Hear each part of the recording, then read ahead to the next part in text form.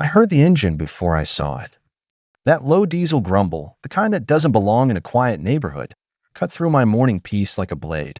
I stepped outside with my coffee still steaming in my hand. And there it was, a tow truck reversing into my driveway like it owned the place. My Jeep, hooked, tires half lifted off the ground. No warning, no notice.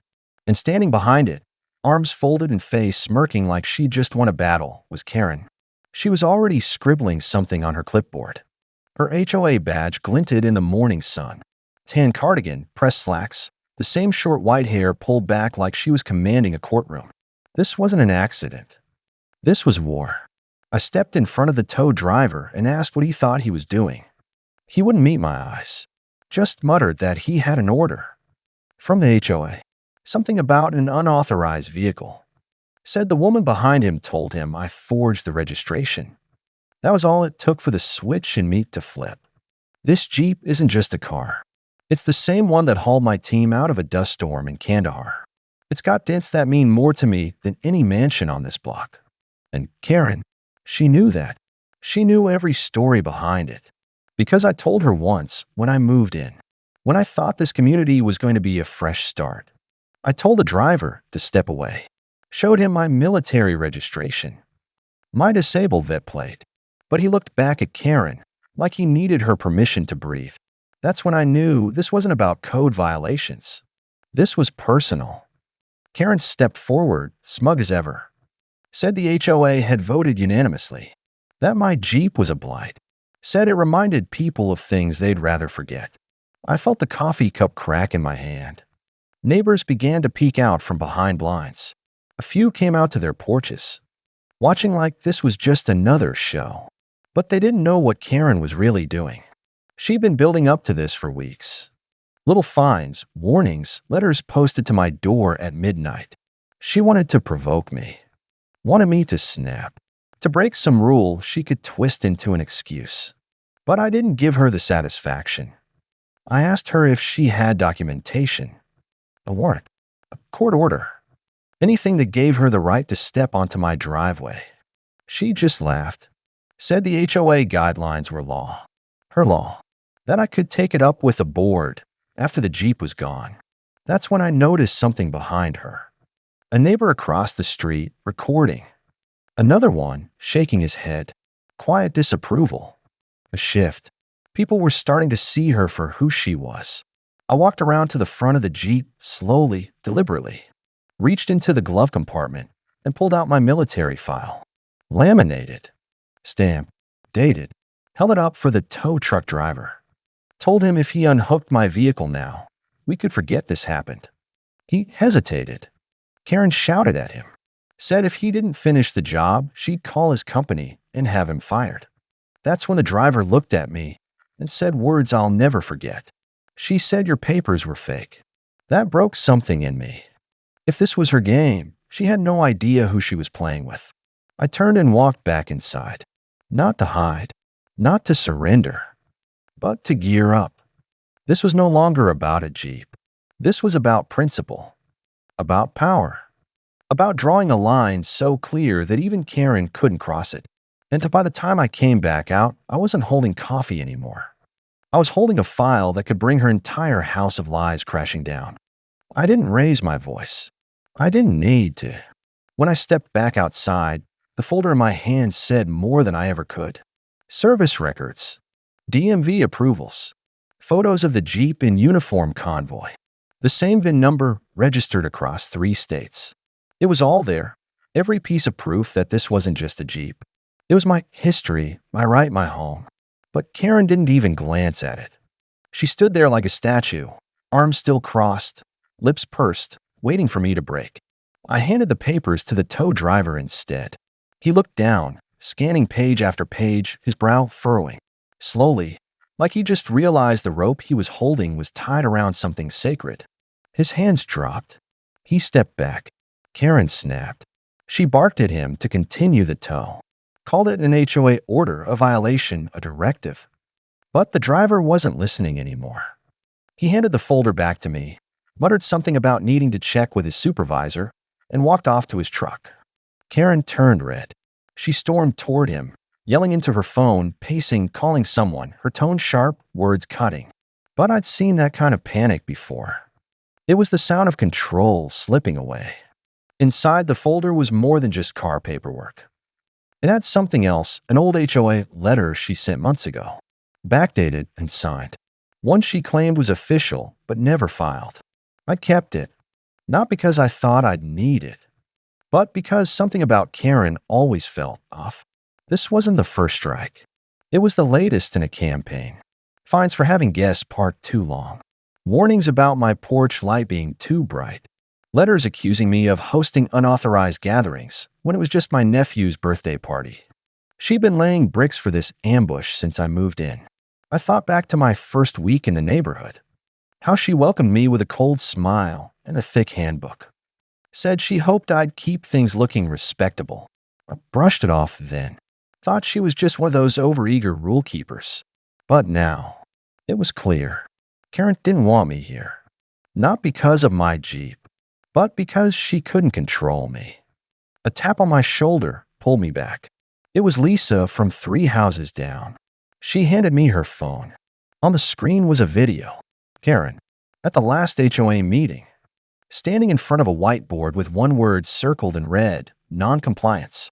Next to it, my name. Lisa said she used to be on the HOA board. Stepped down last year when things started getting strange.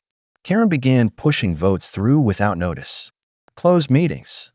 Fake minutes. Fines issued before violations even happened. She tried to speak up but got shut down. Now she was speaking up again. She told me Karen had tried this before. Targeted another veteran who moved in a few years ago. Different excuse. Same playbook. He moved out within 6 months. I didn't even know he existed. Karen had erased him. That's when I made a decision. This wasn't just about me anymore. It was about how many people she'd steamrolled. How many stories she'd buried under fake rules and silence votes. I looked around. Neighbors were still watching. A few phones were recording.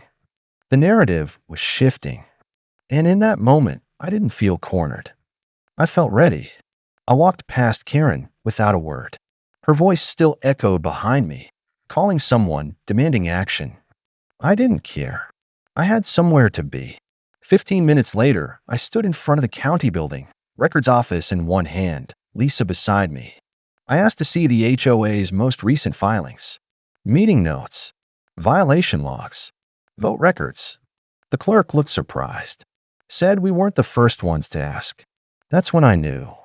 Karen's control wasn't just cracking. It was crumbling. And the next piece was buried inside those documents, waiting to be pulled into the light. The clerk slid a stack of papers across the counter. HOA filings, meeting records, scanned emails, all public records, all neatly organized. But as I flipped through the pages, something didn't line up. Dates were missing.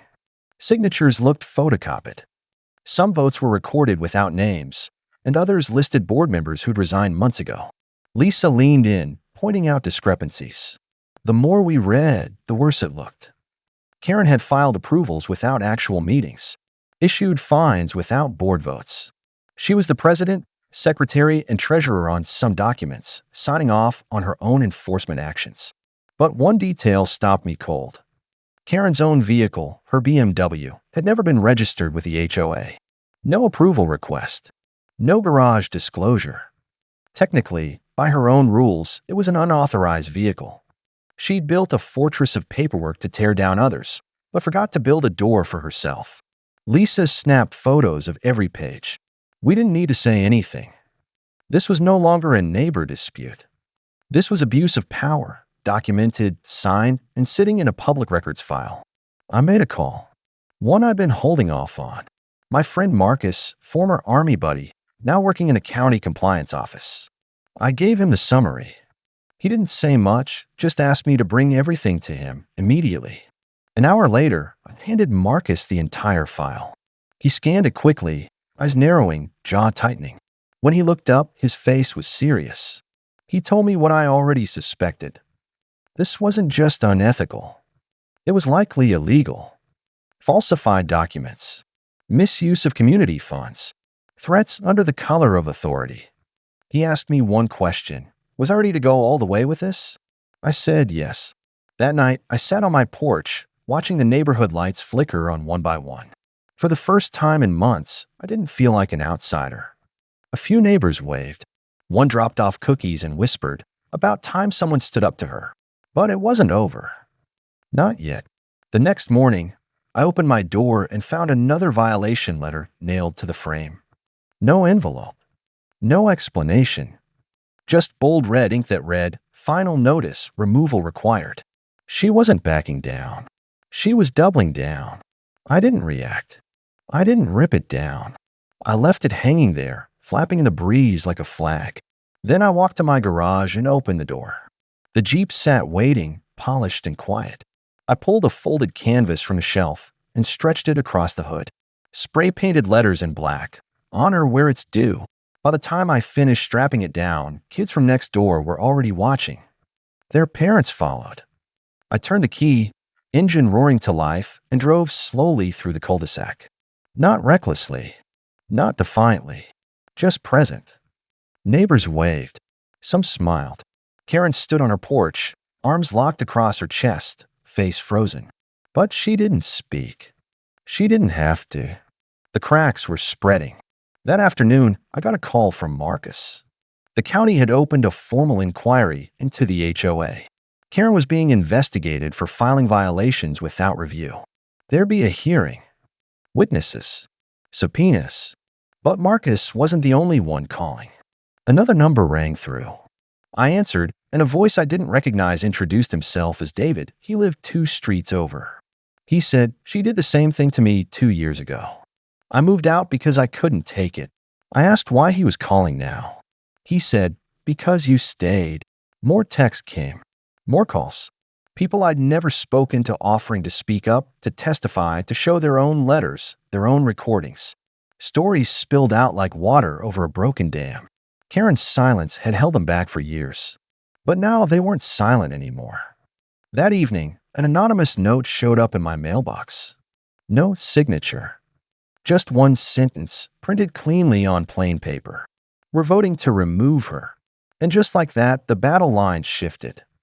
Karen had made this about control. But the neighborhood, it was done being controlled. The real vote was coming. And this time, it wouldn't be rigged.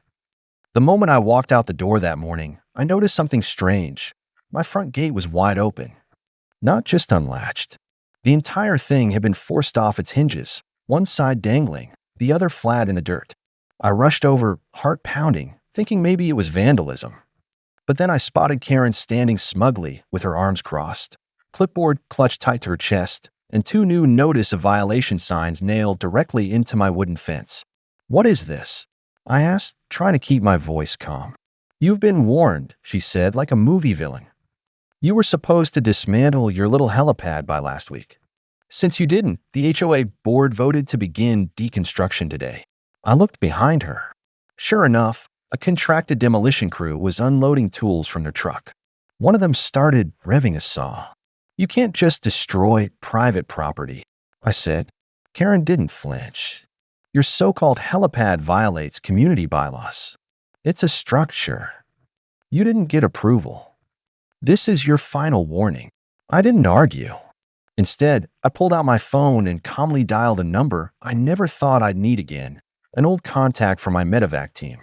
After a short conversation, I hung up and stepped closer to Karen. "You might want to stop that crew," I said, "because if they put even one scratch on that landing zone, they'll be dealing with the FAA. She scoffed. "FAA? Please. You really think they care about a backyard vanity project?" "No," I said, "but they care about medical air corridors and certified landing zones." "Which is exactly what this is." Her smirk faltered. I continued, "I filed federal papers 2 years ago when I started volunteering as a civilian medical evac pilot. That pad is registered. You tear it up, you're interfering with air emergency protocols." Karen blinked, then turned to her phone, fingers moving quickly. But it was already too late. A sleek black SUV rolled up the street and parked just outside my gate. The door opened, and out stepped a man in a dark suit wearing an official SEAL badge, Department of Transportation Aviation Division. "Ma'am," he said firmly to Karen. "Step away from the property." Karen's face drained of color. The demolition crew hesitated, then backed away slowly. "I received word that an FAA-registered medevac landing site was under threat from unauthorized removal," the agent continued. "That's a federal matter. And you're not authorized."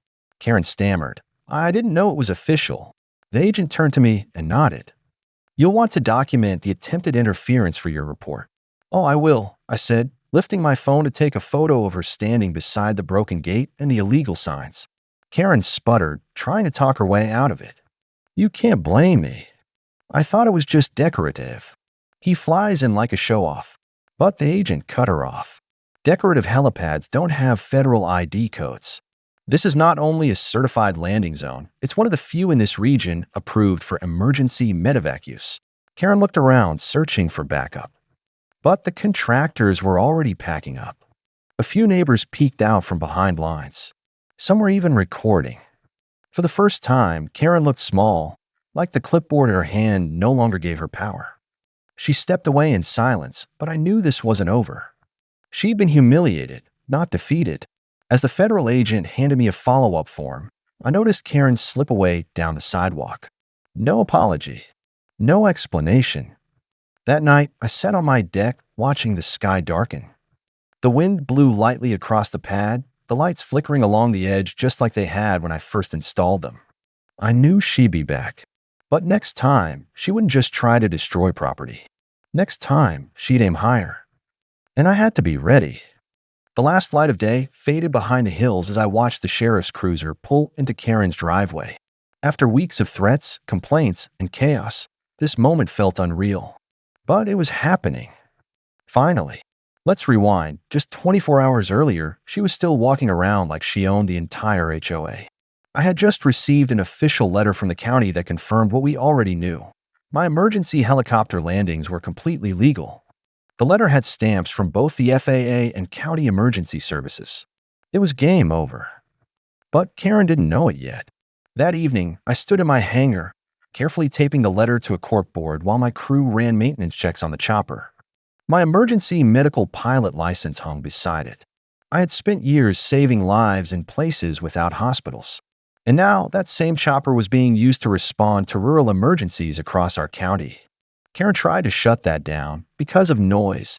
The next morning, I spotted Karen pacing by the HOA office. She held a manila folder and looked like a storm cloud. I had a feeling something was coming. Around noon, I got the call. "She filed an injunction," said Deputy Cross over the phone. "She's trying to stop all air traffic over the neighborhood. But it's not just your property." She included the fire department's drone flights. She's overreached. My jaw clenched. This was no longer about personal vendettas. It was about public safety. That night, I visited the sheriff's office with my documentation. Cross and I laid everything out. The FAA permits, the county letters, the emergency flight logs, the community medical cases I'd flown. One log entry showed a midnight flight where I transported a heart attack victim, Karen's own neighbor, to the trauma center.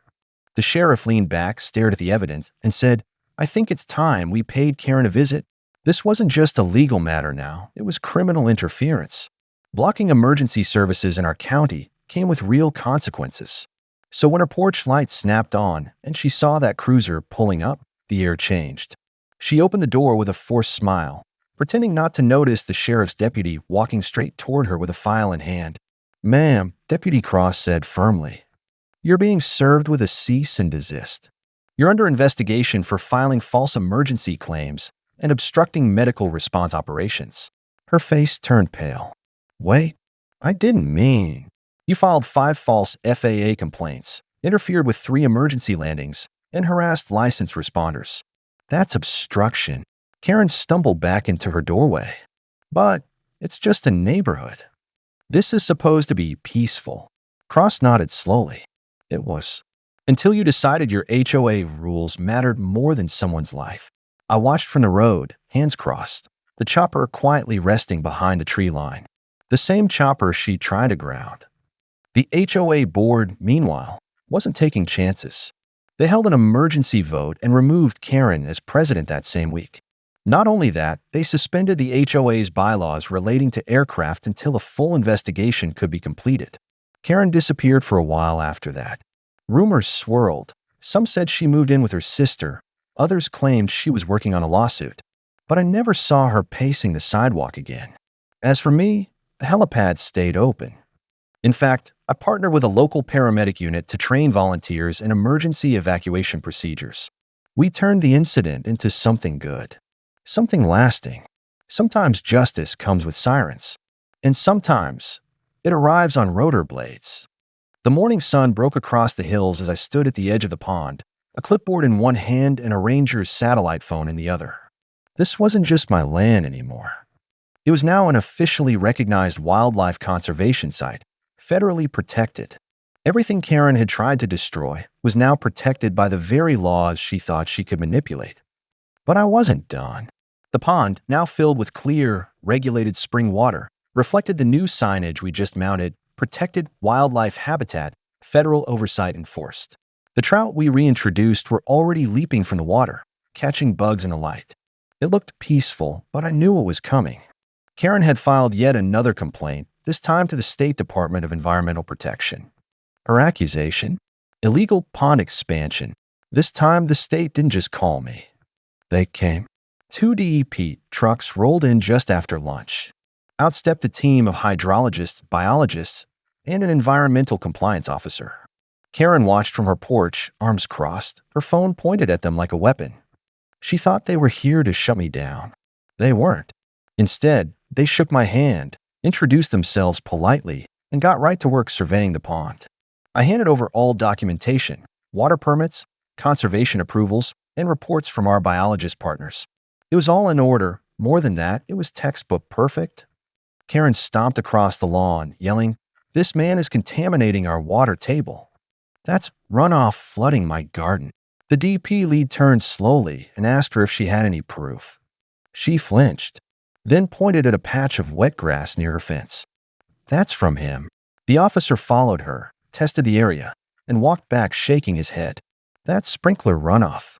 Nothing to do with this pond." Karen's face dropped, but it got worse for her. Another officer quietly walked toward her backyard while the rest of the team did their work. Moments later, he returned, whispering something to his supervisor. The lead compliance officer turned to Karen. "Ma'am, are you aware your property has an unlicensed gray water drainage system leading toward the protected zone?" Karen froze. Apparently, her landscaper had rerouted her drainage to avoid HOA violations, but the new pipe was leaking directly toward the pond, breaching multiple state laws. I didn't say a word. I didn't smile. I just stood back and watched the officers work. A citation was written on the spot. A state-level environmental citation. She tried to protest. "This is ridiculous. You're taking his side." The officer calmly replied, "No, ma'am. We're enforcing the law. The same law you called us to uphold." She turned red, then pale, then red again. And then, for the first time since all this began, she was quiet. The DEP team wrapped up, shaking my hand again, congratulating me on running one of the cleanest private conservation sites they'd inspected all year. One of them even asked if I consider applying for a state-sponsored wildlife grant. I nodded, saying I'd consider it. As they left, Karen stood in her yard, citation in hand, shoulders sagged like the battle had drained out of her. Maybe it had. I walked back to the porch and sat in the rocker. The evening breeze carried the scent of pine and lake water. Peace had finally returned. But the biggest twist hadn't happened yet. That came the next morning when a black government SUV pulled into my driveway, this time from the Department of Interior. And Karen was about to realize she'd kicked a hornet's nest way beyond her control. The courtroom was packed. Every seat taken, every eye fixed on us. Karen sat just 2 rows behind the plaintiff's bench, arms crossed, lips pursed, still wearing that smug look that had fueled this entire saga. But the energy had shifted. Now she was surrounded by silence. No HOA backup, no supporters. Just her and the truth. The judge, a calm yet commanding woman in her 60s, adjusted her glasses and glanced through the files. "I've reviewed the documentation, the maps, and the federal correspondence." Her voice was steady. It appears the fence Ms. Karen constructed was not only in violation of HOA easements, but directly encroached on a federally surveyed border. Karen squirmed in her seat. Then my attorney stood, clean-cut, in a navy blue suit with a mountain of labeled folders. Your Honor, we request acknowledgement that the property in question is part of a federal conservation buffer. Not only did Ms. Karen damage it, but she also obstructed emergency federal access and manipulated HOA authority in the process. You could hear a pin drop. Karen's attorney tried to push back. It was an honest mistake. The judge didn't let him finish. Ignorance of the law is no excuse. And per the record, this wasn't a mistake. Ms. Karen received a cease and desist from the U.S. Department of Interior and chose to ignore it. A rustle passed through the courtroom. Karen's face drained of color. And then came the real blow. The federal officer who had first contacted me stood. We are filing civil action for damages against Ms. Karen for obstruction, destruction of federal border markers, and impersonating authority in a federally monitored zone. Karen blinked, then turned to her lawyer in panic. What do they mean by impersonating authority? He whispered, but we all saw the worry in his face. The judge continued, until this matter is resolved, Ms. Karen is banned from any HOA leadership role and is ordered to stay off the border-adjacent property. Karen's jaw dropped. I exhaled. 2 years of stress finally began to lift. As court adjourned, reporters swarmed outside the building. Not just local, federal cases attract attention. Cameras flashed. Karen tried to cover her face as she pushed through the crowd. I stepped into the sunlight and saw something I never expected. The original federal agent, the one who had first walked my land in silence, nodded to me. You kept the boundary clean. Most people don't. I smiled. Just protecting what's mine. He extended his hand. You did more than that. You protected theirs too. Weeks later, Karen's home went up for sale. The HOA removed her name from all records. The community quietly appointed a new president, one who visited me personally to apologize for everything and asked if I'd consider advising the board on future boundary issues. Funny how fast things change when the truth comes out. The fence? Gone. My land? Secure. But the lesson? Never cross a line you don't understand. And definitely don't do it while holding a clipboard and pretending you run the world. Karen learned the hard way. And I just went back to my land, watched the border markers gleam in the sun, and smiled. Some battles are won with strength, others with patience. This one, with both.